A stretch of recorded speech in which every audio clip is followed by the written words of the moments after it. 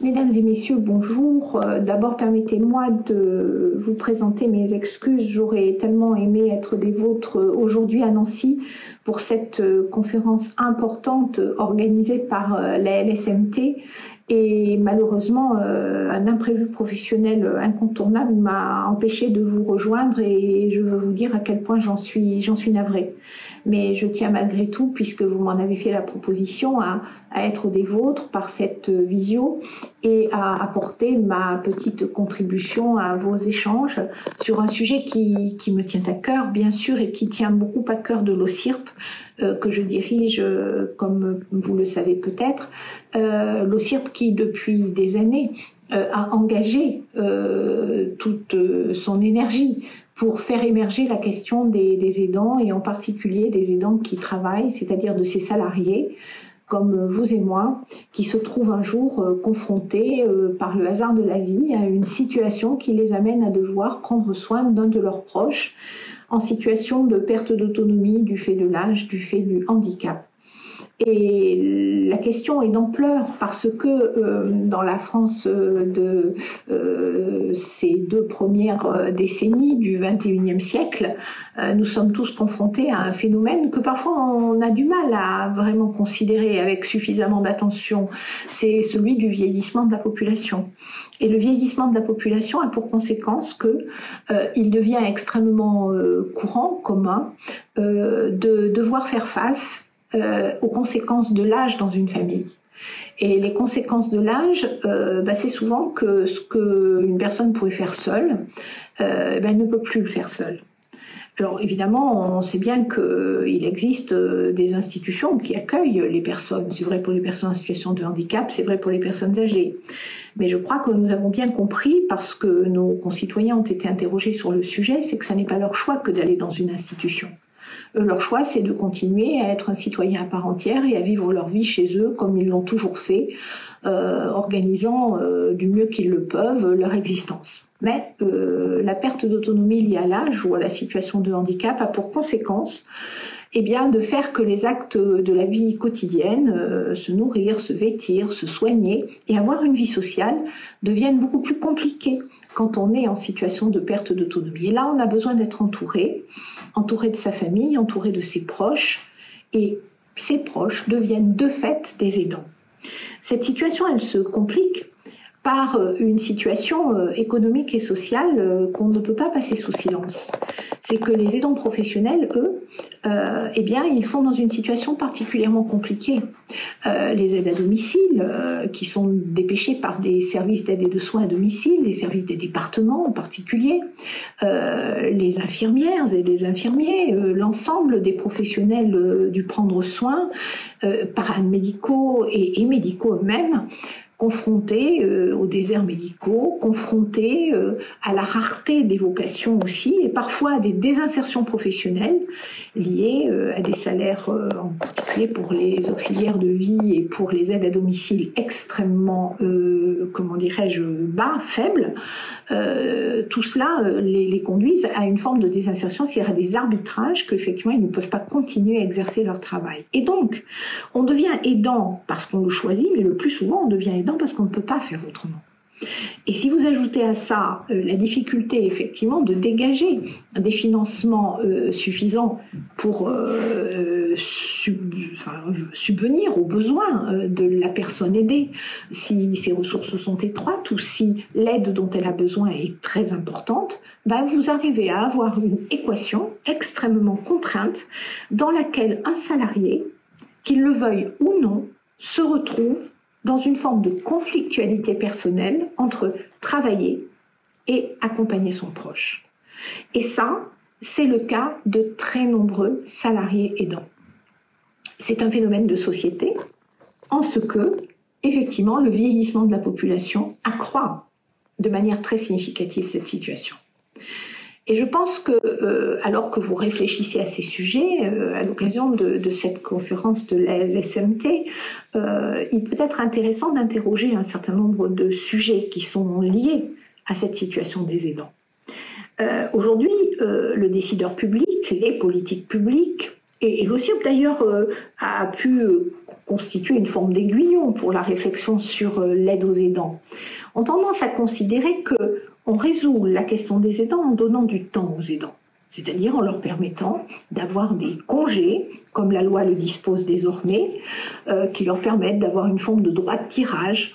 Les entreprises considèrent qu'on peut aménager les temps de travail, on peut faciliter dans les branches aussi, le rendre possible parfois par de la négociation collective, aider les aidants à concilier les temps de la vie privée et les temps de la vie professionnelle.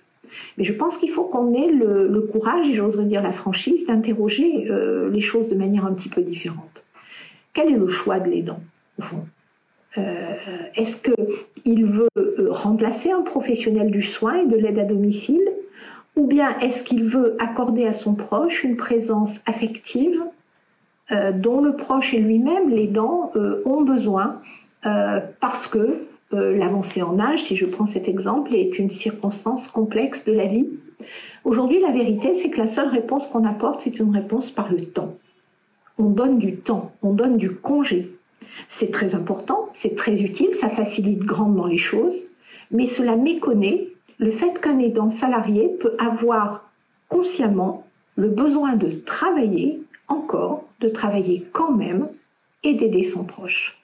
La conciliation des temps va être nécessaire, mais ce qui va être certainement encore plus important, et c'est ce sur quoi il nous faut collectivement investir, c'est sur l'allègement de la charge mentale qui porte sur l'aidant.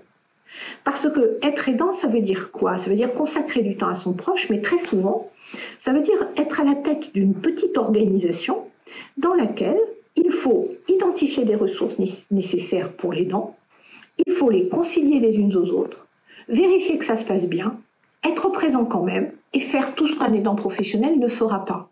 Les courses, parfois le ménage et parfois le soin direct, le soin quasi soignant, professionnel, à son proche aidé. Il n'est pas certain que nous soyons tous dans la même situation psychologique et personnelle qui nous conduisent à faire un choix unilatéral qui consiste à nous transformer en des quasi-aidants professionnels.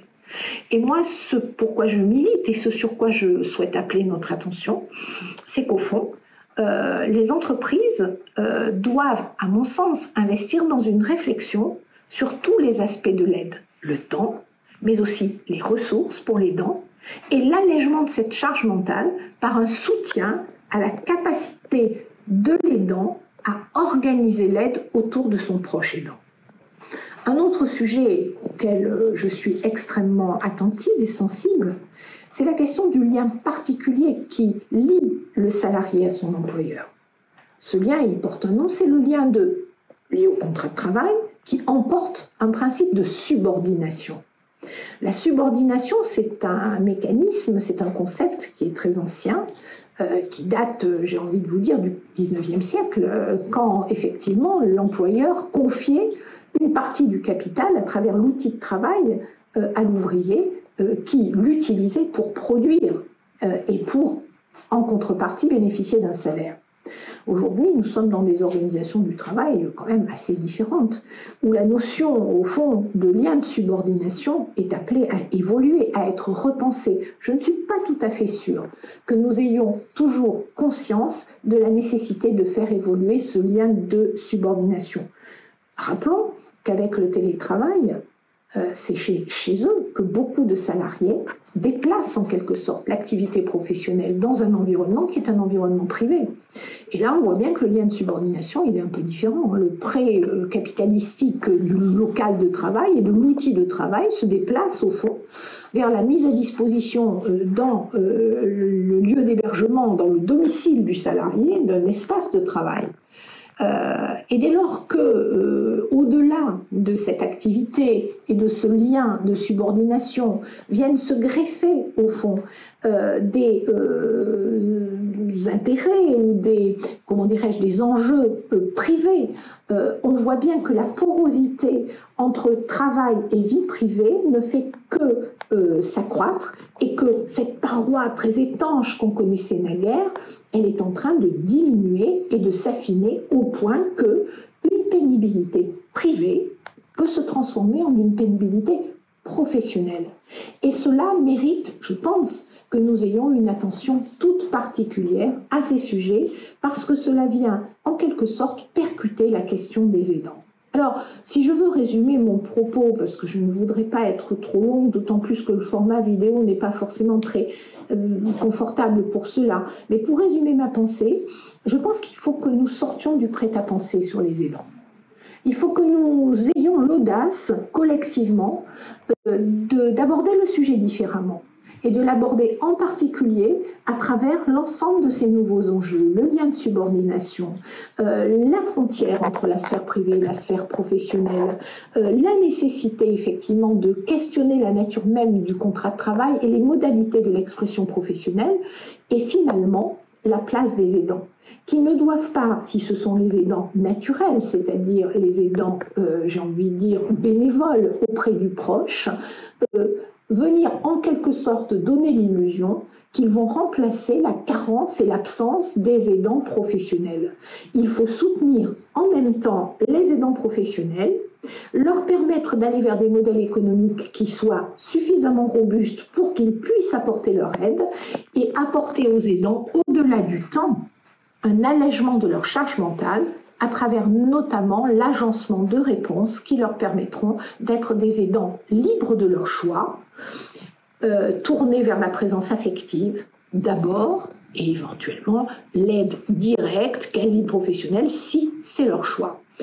Je terminerai en disant qu'à l'OCIRT, nous réfléchissons sur ces sujets. C'est un axe très important de recherche et de développement pour nous, et que dans les prochaines semaines, nous espérons apporter une innovation intéressante justement dans le champ de l'agencement.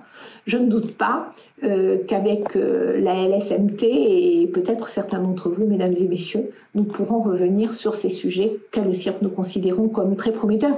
Je vous souhaite de bien terminer cette conférence particulièrement importante et intéressante, et je vous remercie vraiment du fond du cœur de votre attention.